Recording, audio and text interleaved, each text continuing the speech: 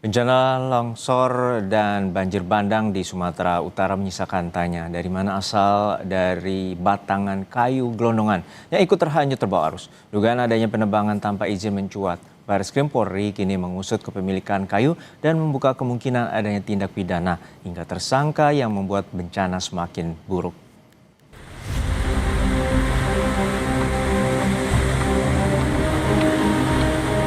Akbar, ya Allah, astagfirullah, ya Allah.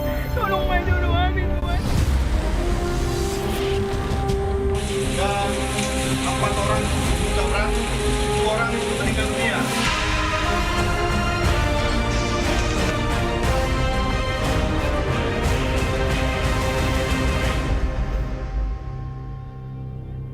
Dan 4 orang luka berat. Gelondongan kayu yang terserak ini masih tersisa setelah banjir yang melanda Tapanuli Selatan surut. Banyaknya batang kayu yang ikut hanyut terbawa arus banjir ini memunculkan dugaan adanya pelanggaran hukum yang dilakukan dalam pembukaan lahan baru. Kini, Bareskrim Polri mulai menyidik kasus temuan kayu gelondongan dalam peristiwa banjir di Tapanuli Selatan, Sumatera Utara. Polisi melakukan olah TKP di 2 daerah aliran sungai, yakni Desa Garoga dan Angoli, dengan dugaan temuan 110 bukaan lahan baru. Penyelidikan berlangsung di daerah aliran sungai di 2 desa tersebut dan menemukan 10 sampel jenis pohon yang tersangkut di jembatan. Dari 110 pembukaan lahan yang diperoleh melalui citra satelit, polisi baru mencapai 4 lokasi pembukaan lahan baru. Polisi akan mengusut kepemilikan kayu berdasarkan sampel 10 jenis kayu yang akan dicocokkan oleh ahli dan akan menelusuri kemungkinan adanya tindak pidana di balik bencana banjir dan longsor.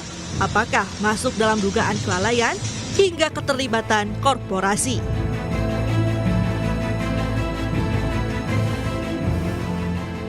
Kami sedang memastikan bahwa bukaan itu apakah berizin atau tidak. Kami baru selesaikan 6 kilo ke atas, sampai 8 kilo ke atas kita temukan 4 bukaan. Kemudian di dalam proses penyidikan itu kami akan melakukan penyitaan, pemeriksaan saksi, kemudian ahli membawa barang bukti itu ke lab, kemudian mencocokkan ke 110 bukaan tadi. 110 bukaan itu ada perorangan, kemudian ada korporasi.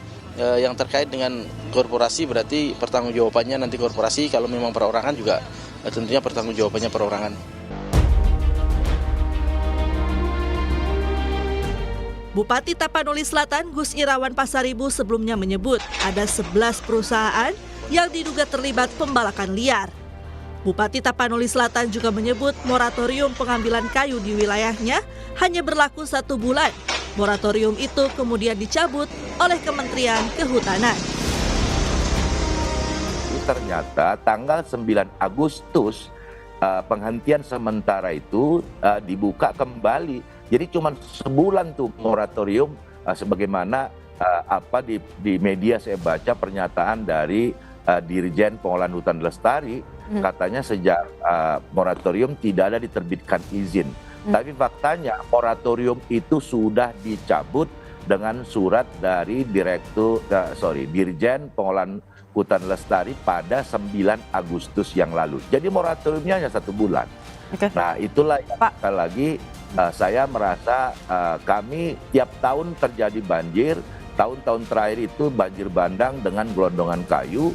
Nah karena itu saya berinisiatif menyurati untuk 14 November saya surati lagi Kemenhut untuk sekali lagi di Tapsel tidak diterbitkan izin untuk mengambil kayu di APL yang berada di Tapanuli Selatan. Pemerintah Kabupaten Tapsel menyebut banjir dengan gelondongan kayu ini bukan pertama kali terjadi. Untuk itu, mereka mendorong pengusutan penebangan pohon di lokasi yang tidak sesuai izin. Tim Liputan Kompas TV.